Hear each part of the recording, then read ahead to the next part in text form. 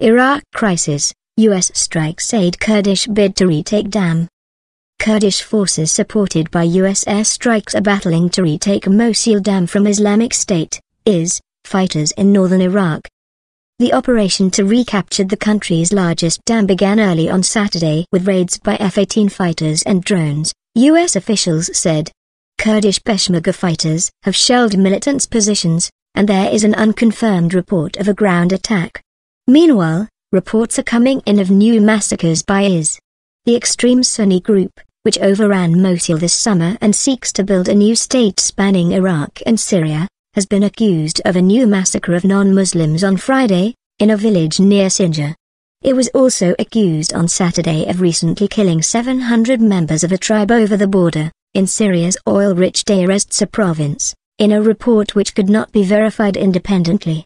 In another development, German Foreign Minister Frank-Walter Steinmeier visited Iraq, as Western states stepped up aid. Heaviest yet U.S. Central Command said it carried out 9 airstrikes on Saturday, hitting targets near Erbil and the Mosul Dam. The strikes destroyed or damaged 4 armored personnel carriers, 7 armed vehicles, 2 Humvees and an armored vehicle, a statement said. All aircraft exited the strike areas safely. U.S. military officials told NBC News the decision to try to retake the dam came after intelligence showed IS militants were not yet at a point where they could blow up the installation. A Kurdish commander, Major General Abdelrahman Karini, told AFP that the Peshmerga had captured the eastern side of the dam and were still advancing. Rudaw, a Kurdish news website, said the airstrikes appeared to be the heaviest U.S. bombing of militant positions since the start of airstrikes against IS last week. At least 11 IS fighters were killed by the airstrikes, sources in Mosul told BBC News. The dam, captured by IS on 7 August, is of huge strategic significance in terms of water and power resources.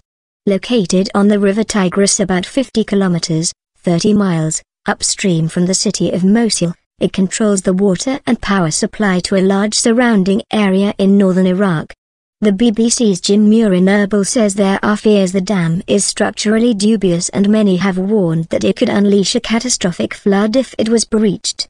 Massacre allegations: at least 80 men from the Yazidi faith were killed, and scores of women and children abducted, in the village of Koru, also spelled Kocho, on Friday afternoon, Kurdish and Yazidi sources say.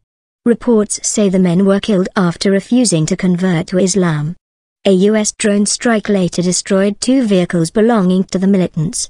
A Yazidi refugee from a different village, Mujahideen, told AFP news agency that people there had tried in vain to fight back but were outgunned. Dakalato Solo said that 300 men had been executed by IS in Mujahideen, and the women and children abducted. The report could not be verified independently.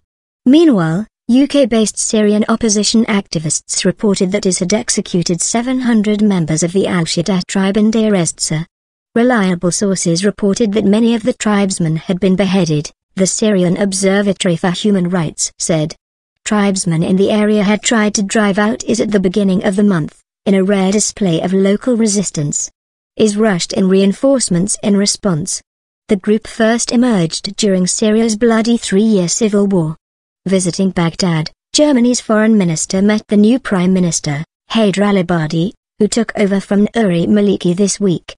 He said he hoped Mr. Abadi would be able to represent all the different regions and religions in the country, as this was the only way to prevent disenchanted Iraqis from backing IS. German military transport planes have already begun delivering aid through the Kurdish city of Erbil, but Germany is legally prevented from arming countries involved in conflict. 2 Airbus flights carrying UK aid supplies arrived in Erbil on Saturday. On a stop in the city, Mr. Steinmeier met Yazidi refugees. IS-led violence has driven an estimated 1.2 million Iraqis from their homes. Whole communities of Yazidis and Christians have been forced to flee in the north, along with Shia Iraqis, whom IS do not regard as true Muslims.